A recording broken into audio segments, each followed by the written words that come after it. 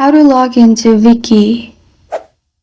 Hi everyone, I'm here to assist you today. Without any delay, let's jump right in. First, make sure you have installed Rakuten Viki. Click on it, and then you'll find this kind of screen. To log in, click on Login at the bottom. After you click on it, you'll find different options: email, Google, Facebook, and Rakuten. And if you don't have an account, you can sign up as well. I'll simply click on Google and select the account your Rakuten Viki is in. After that, it will load and you will be logged into your account. And this is how to log into Rakuten Viki.